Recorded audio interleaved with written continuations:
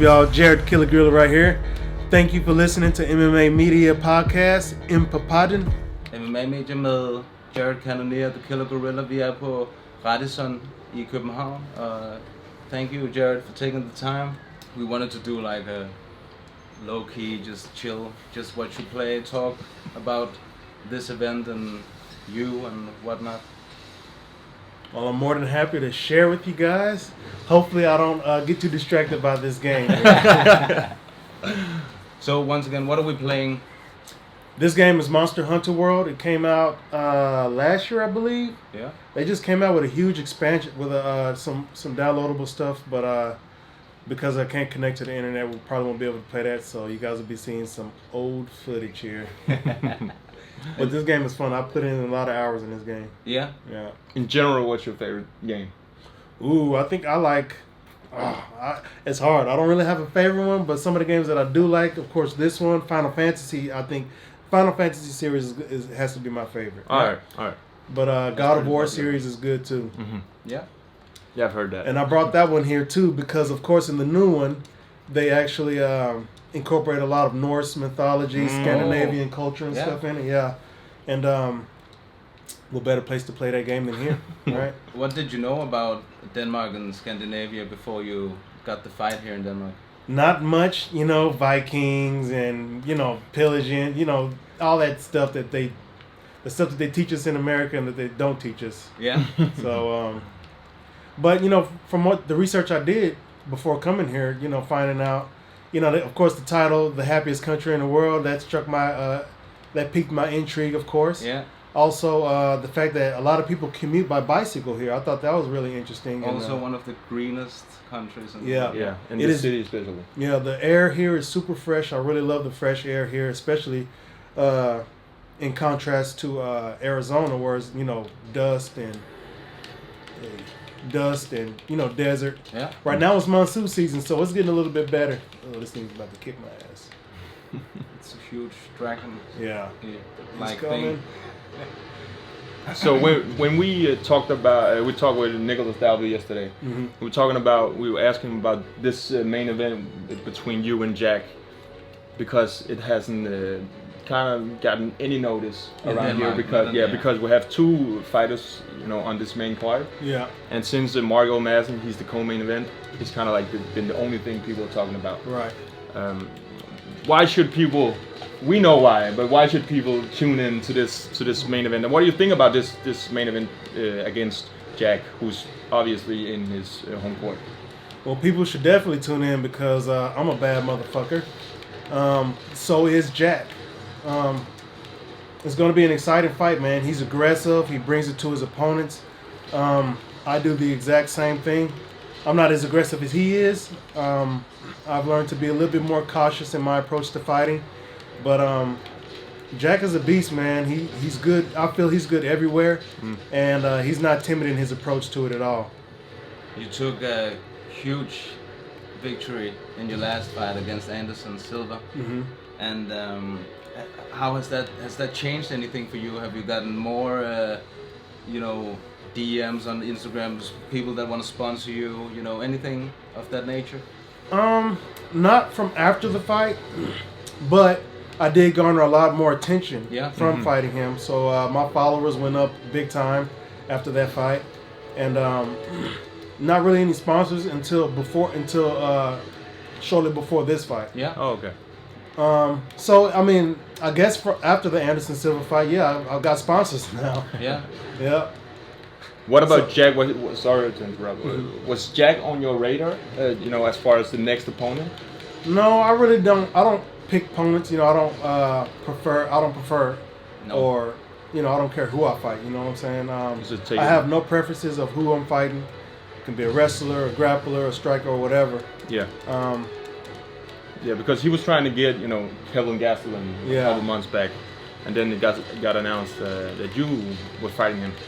I think it's a great matchup, so I wasn't complaining at all. Yeah, it is a really good matchup. Mm-hmm. Classic striker versus grappler, but this grappler will also strike. Yeah. So it's not going to be somebody who's trying to take me down and dick ride my leg or anything like that. Like that monster right there. This guy's trying to stick his horns up my ass. I've heard Jack say that he has the best ground and pound in the UFC. What do you think about that? Because I think you have some pretty nasty ground and pound yourself. I do. I believe that as well. I wouldn't say, ego will have me say that no, he ain't got the best ground and pound in the world. He does have good ground and pound. He's just a good grappler, man. And that's one thing I really like about him. Most guys get somebody to the ground, they just try to hold. Yeah. When he gets you to the ground, he's trying to finish the fight. You know, so he's hitting you, he's throwing up submissions and all kinds of stuff like that. Which is one thing I really respect out of him. With that being said, I feel I have more devastating ground and pound. I've actually gotten actual knockouts from ground and pound. He's gotten TKOs from ground and pound. Yeah. Mm-hmm. So I feel I have more effective ground and pound. That's fair. So, without giving away too much, the game plan, I would think, we talked about it last night on our podcast, is for you to make it, keep it on the feet, or just take it as it comes. That's just the plan when I fight, man. I'm gonna fight. I'm gonna stand up, and I'm gonna try to hit you as many times as I can. That's my easiest route to a victory for me. Yeah, and I saw the fight. The fight against David Branch. Yeah. He took me down. He was trying to, at least, pretty heavily, and you got up every single time. Absolutely. One of the times you elbowed him, and he kind of let go. But it was also that was ground and pound as well, wasn't it? It was a TKO. I did finish him with ground and pound. Yeah. Exactly. And it would have been a knockout had the ref not gotten in my way. We were just talking about your weight and your cut in general before this interview. Let me ask you about your whole weight process throughout the UFC. You started heavyweight, and you came from being a heavyweight and into the UFC. But it seems like you are one of the guys who actually did it with with the right intentions to go down in weight over a longer period of time. And it seems like it was working for you. How was the process was it planned or just like a feeling out process? I would say the only one that was planned, and it was sort of half-heartedly planned, was my drop from heavyweight to light heavyweight. Okay. But the drop from middleweight was just due to the when I switched camps from Alaska to Arizona. That's when I made the. That's when the the training was different. It was a lot harder work. Consistent hard work is what helped me get the weight off. So it came kind of naturally. Yeah. Yeah. Okay. Yeah. Throughout the workouts. And then to get down to middleweight, and when my fight with what's his name, Dominic Reyes. Yeah. I mean, I was hitting 205 like 2 weeks before. Yeah, I heard that. Yeah. So you feel like in pretty good shape. Yeah, in pretty good shape. Yeah. Yeah. And these guys, a lot of these guys, they cut down from a lot more. I can imagine. Yeah. Yeah. But Jack, he doesn't cut a lot of weight either himself though. So we're sort of like in the same boat. Yeah. But it also seems like when you drop especially from heavyweight, if you look at the comparisons, you can really see that it was more like belly fat than pure.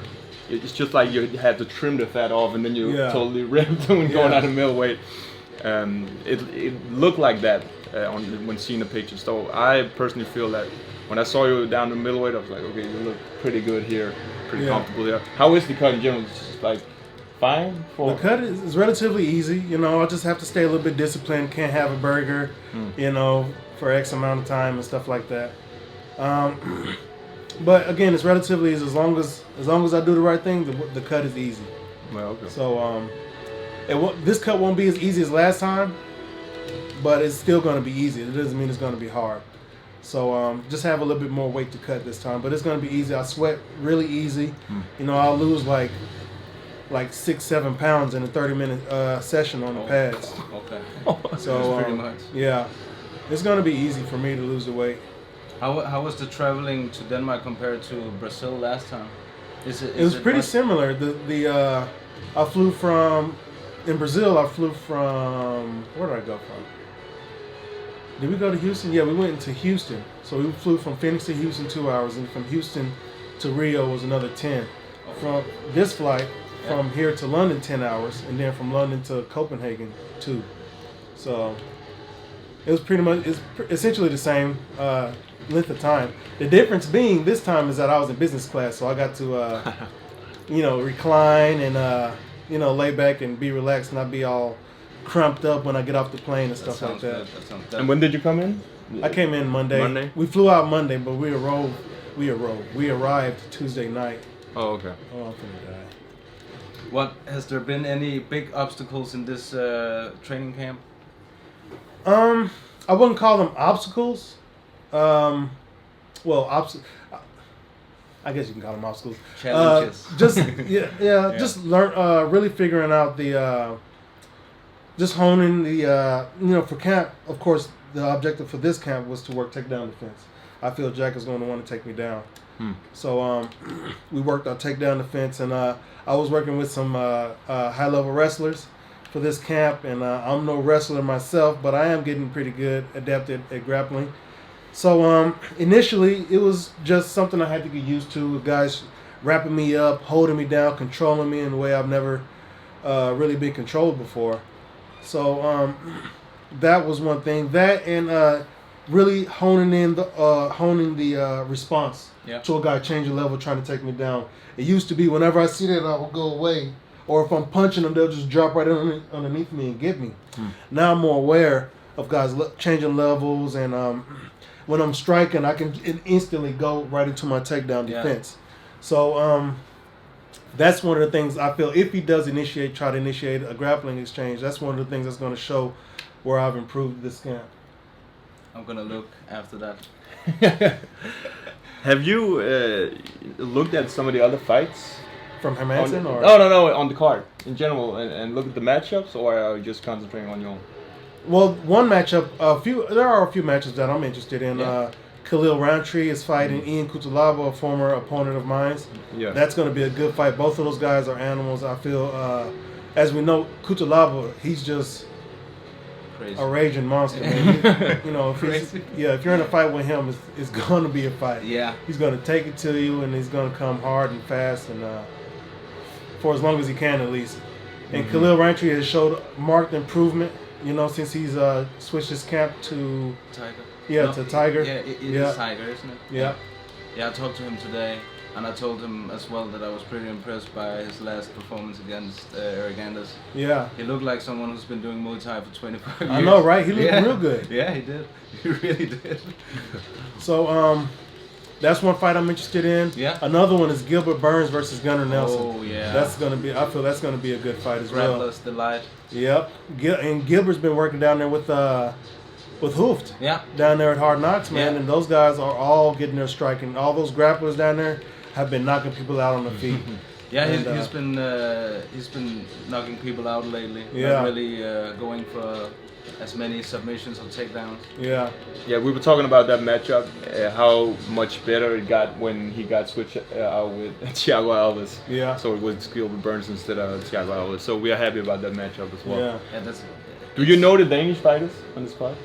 Nick Dalby, I think, is the only one, and of course I've heard people mention Mark Madsen. Mark Madsen.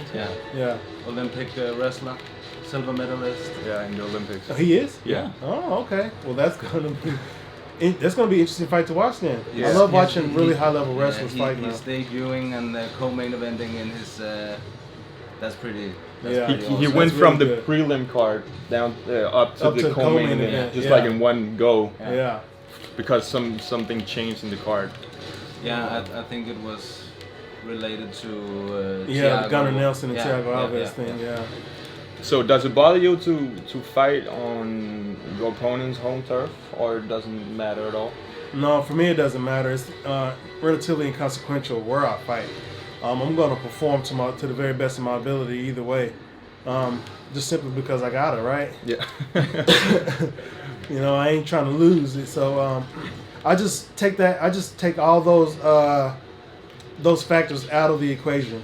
For me, I don't even keep them in mind, to be honest. So no, where I fight doesn't matter. Who I fight where doesn't matter. You know, I've said it before. It can be on the moon. You know what I'm saying? As long as they pay me enough, and as long as they make a way for me to get there, you know, we got ourselves a fight. Yeah. You got pretty upset in Brazil last time when they booed you. I don't expect people to boo you in Denmark if you win. I really don't. We're pretty down to earth. Yeah. But what was that like? It really got under your skin. It seemed like. No, it didn't. I don't think it got under my skin. I did, you know, while it was happening. Yeah. You know what I'm saying? I wasn't gonna, you know, act like it wasn't happening. You know, just completely ignore the whole fact that they were booing me, not letting me, you know, give me the respect that I was due after putting in all the work that I just did. Mm-hmm. Yeah. So, you know, I just let it be known that, look, man, if you're going to treat me like this, you know, this is how I feel. You know, and that goes for anybody. You know, we can be, you know, if you guys start dissing me here, I'm going to let you know. Like, look, man, I'm not going to sit here and stand for it. And I'm not going to sit here and act like we're going to be friends while you sitting up here, you know, booing me. Oh. So, but I didn't take it personally or anything. At the moment, I knew why they were doing it. You know, I had just won. I did a few antics in the cage as well to sort of egg them on. Yeah. But you know, I understand how some, you know, how fans can be. You know, and to be honest, it's a lot. Fandom can be a lot like a mob mentality. You know. Yeah. It's like a conglomerate of emotions coming together to create this one big blob of energy. And yeah, did you see what happened between Jeremy Stevens and Jerry? What do you think about that? I thought that was terrible. You know, I thought it was very distasteful for the crowd. I thought it was a little distasteful on Yair's part Me too. too. I've been trashing him the last pissed. couple of days. I was angry at him. I think he shouldn't have. You know, being present in the moment is what he has to be. You have to be present in the moment. If you realize you just eye poke somebody in the fight in, you shouldn't be hopping on the cage, pounding your chest, screaming and yelling. You know, I understand being upset for whatever reason, but you know, to a certain level, we have to carry ourselves like professionals. Yeah. And because there's plenty of people watching, too many people want to emulate us, and you know, we have a responsibility to not only ourselves but to any, you know, the fans and the people who watch the sport, to let them know, like, look, man, this is how, if you're going to compete in the sport, this is how we act. And me, for one, I'm not going to stand for people acting crazy and stuff, you know, which is why I said what I said about the Brazilian crowd when I said it. So, but, you know, it is what it is. You know, I completely understand high emotions. You were just in a fight for 30 seconds and it didn't go your way. So I completely understand the emotions overwhelming and welling up and bursting out like that.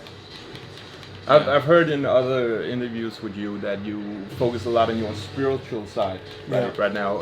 How do you work that into your, you know, your fights, your workouts, your, you know, training camp and stuff like that? Well, since I'm not working, no, not dead. Since I'm not working a full-time job, I have a lot more time to myself. So I've been doing a lot more reading. It started out more as me trying to find out more about my ancestry, my culture. Because in America, they don't really teach us about culture outside of American history, and American history is about this big. So compared to the rest of the world. Yeah. And finding more African spirituality and finding out what that's about, you know, it's more connected with nature. It's more, I feel, more in tune with the just the way the world works, the way it's supposed to work, and I think it lined right up with the way that I felt about my existence here. We talked about positivity and you got them. Main objective complete. So when you go into the octagon, you bring all that stuff with you. You're like, when you the first step into the octagon, you feel that calmness, the positivity. You know how you absolutely. You just chill right now. How do you feel when you go into the octagon? I feel good when I go in there, man. It feels like I'm about to step into a place where I can really express something that's deep inside of me. You know, I've heard a lot of fighters say that martial arts is the purest form of expression. It's a limited form of expression. I mean, we're just bashing the shit out of each other. But it is a very pure form of expression. There's no lies. You know, you can't tell yourself any lies while you're in there. You know what I'm saying? You can't tell your opponent any lies. There's no posturing in there. Unless you're in complete control, then you can do what you want to do, right? You can add your own flavor to it. You know what I'm saying? You have people. Conor McGregor puts his hands behind his back. You know what I'm saying? Showing off his confidence and you know, his swagger and all that stuff. So again, there's no lies in that. No. You know what I'm saying? That's how he feels in that moment, and you can't take that away from him. I also feel like it's the purest form of competition. Just competition. I've been playing team sports. Yeah. It's, you know, you can win or you can lose. It doesn't really, you know, doesn't really prove anything. Yeah. Also, trash talking, like in that scenario, it doesn't matter at all. Where here, you actually have to go in and settle the stuff, right? And we spoke about trash talk.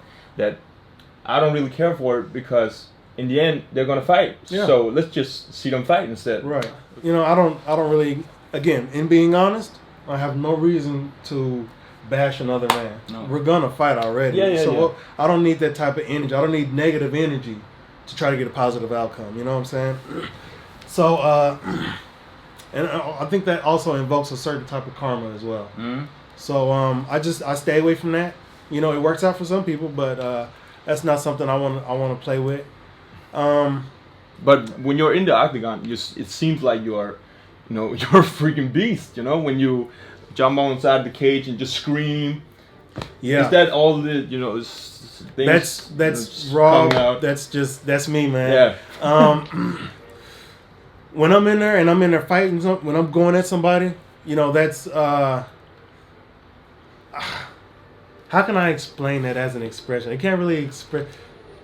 When I'm in there, it's no matter what, for me, I feel like I'm a god. You know what I'm saying? For lack of a better word. Yeah, you said that in one. I think it was your last fight. Yeah. Yeah. And I think that I feel that I have to be, in order to be that, you know what I'm saying, I have to be in complete control of any and every aspect of of the moment, of what's going on right here and now. So like when my opponent gets aggressive, I deal with that. You know what I'm saying? I don't I don't necessarily try to fight his aggression. You know what I'm saying? I'm gonna mitigate your aggression. And I can mitigate it with my own aggression, or I can just be a little bit more passive, make you miss a little bit, and be a little bit slick with it. For me, it's just I get to go in there and do, because I love the martial arts so much. You know what I'm saying? I get to go in there and do it to the extent to where I don't have to hold back. Like when I'm in the training and we're doing rounds, getting ready for the fight, I don't necessarily hold back, but I don't knock my opponent out. You know, so I don't knock my training partners out. I don't break their bones. I don't, do it's not 100%. Like right. You know what I'm saying? I am trying to emulate and simulate the fight as best as I can. And we do a really good job at making that happen without killing each other. But fight night, fight night, it feels like I get to release. Like I was saying, bringing what's inside of me out. I get to really open up and release. I don't have to hold back any of that for the sake of my training partner. And with that being said, this is why I really appreciate the sport. I really appreciate all the other fighters in the division, because if it weren't for them, I wouldn't be able to do this myself. Another reason why I don't engage in trash talk, you know what I'm saying? I'm happy to have a guy who I can fight with. You know, I don't trash talk my training partners. I go in there and I kick their ass best they can. They do the same thing to me. So that's why I call them my co-workers. And we're not enemies or anything like that. You don't have to be my enemy for us to fight. Would you say in the MMA aspect, would you call yourself a perfectionist? A perfectionist? Because I kind of get a little of it, you know, all the small details and you're focusing on all. Yeah. Are you a perfectionist? I would say I'm a perfectionist, especially when I'm trying to figure something out. Yeah. Especially in the fight. When it's time to really fight, I throw out a lot of the stuff that I've been playing around with, and I go back to what I know is going to work. You know, my hands are up, I'm tight, I'm moving efficiently, not big movements. Which is one thing I've been really big on, especially the last couple of years, is not doing a lot of big movements, you know, throwing away movements and stuff. Everything has a reason. Everything has a purpose. So if I'm moving this way, you better believe that there's a reason behind it. And it's going to show when I start hitting you. You know what I'm saying? When you start following me, boom, I got you. You know what I'm saying? Or you start chasing me, boom, come here, I got you. You start running, I already got you. You know what I'm saying? So, do you study tapes of your opponents? I do. I absolutely do. With your coaches? You sit down and watch, or do you do it by yourself? I do it by myself. I've done this fight. I've actually done it with my coaches. We had a meeting. We sat down. We watched some tape. Talked about, because the coaches watch stuff by themselves too, and they say, I watched this fight. There was this part when we did that. This camp, we actually had the opportunity to sit down and watch the tape, and then coach said, that right there, that's what I was talking about. And we're like, okay, so now we can both put our eyes. We all know what we're talking about. This is what we want. And then when he says, you need to be doing this, you need to be doing that, I know exactly what he's saying. Yeah, because some fighters, they don't like watching tape. Yeah, they leave it to their coaches. Yeah, totally just separate themselves from the footage. And I understand why, especially when they say, I don't want to be focused on what they're doing. I want to focus on what I'm doing.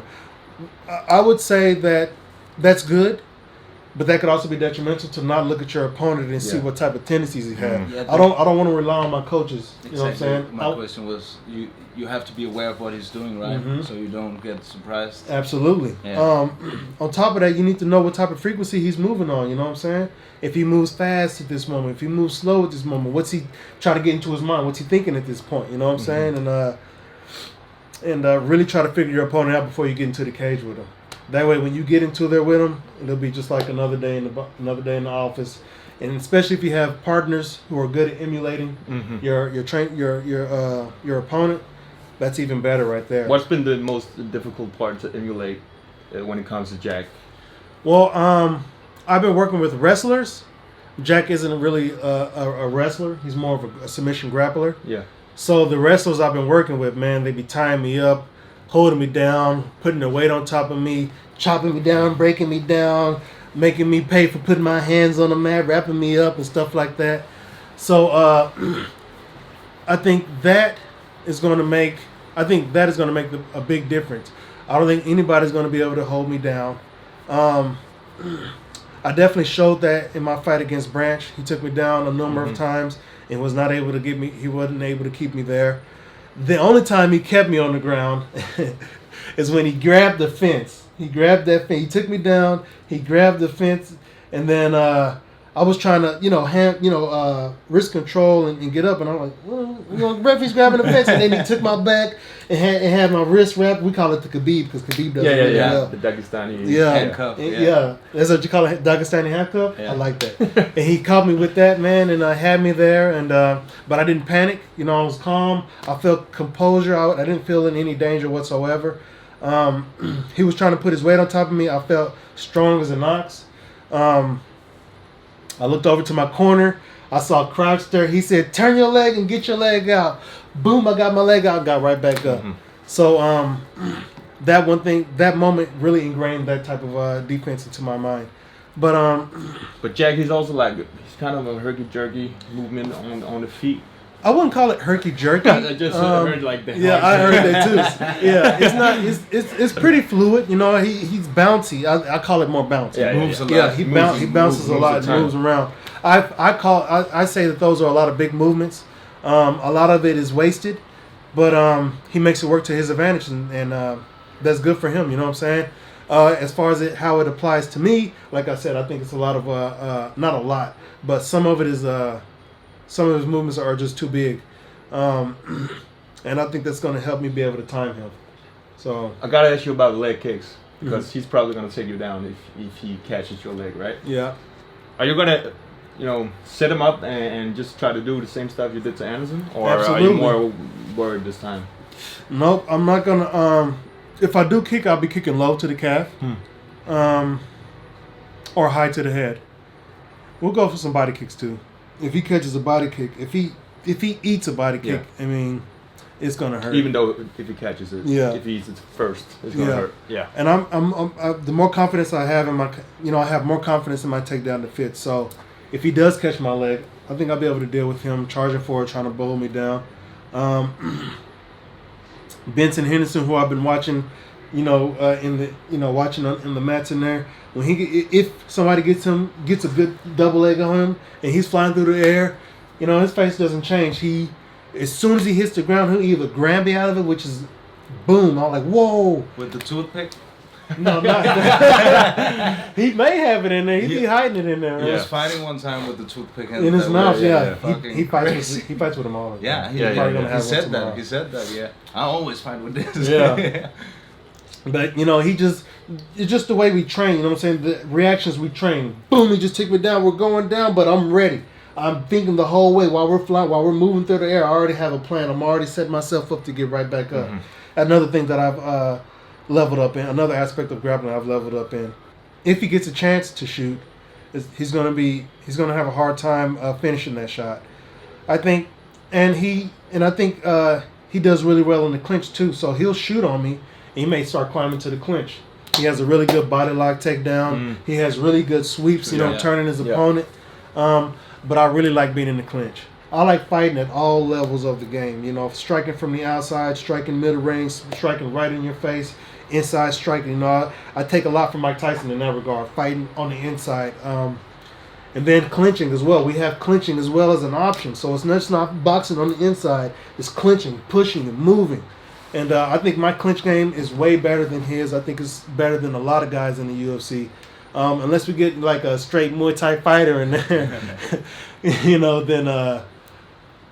But other than that, I feel my clinch game is right on par with my striking. I feel my grappling defense is right on par with my clinch game. I think my jiu-jitsu is right on par with all of the above. Where do you think it will take you if you beat Jack this Saturday? Where do I think it'll take me? Yeah. Because there's this fight. I think it's next weekend. Yeah, the champions. You might be interested in that one. Oh, I'm definitely going to be watching that with 3 eyes. So after this fight, a good dominant win. You know what I'm saying? If I impress Dana again and the rest of the matchmakers, they could put me like right there next to where people believe Costa is. Yeah. So that could set us up for a contenders fight. Yeah, I thought about that one as well. Yep, but he said he's not going to be ready for a couple of months. I don't want to go in there and have a 5-round war with Jack. I want to hit him and put him out as fast as possible. Flawless victory with a fatality on top of it. We're looking forward to it. Yeah. Yeah, we are. What's up, y'all? Jared Killa Gorilla right here. Thank you for listening to MMA Media Podcast, Papadin. These guys are really cool to hang around with, man. It's been a really good interview. These guys are fun to play with. They hooked me up with some cords so I can play my PlayStation. So I can't thank you guys enough for that. So yes, man, it was a really good, good interview, guys. Thank you. Thank you.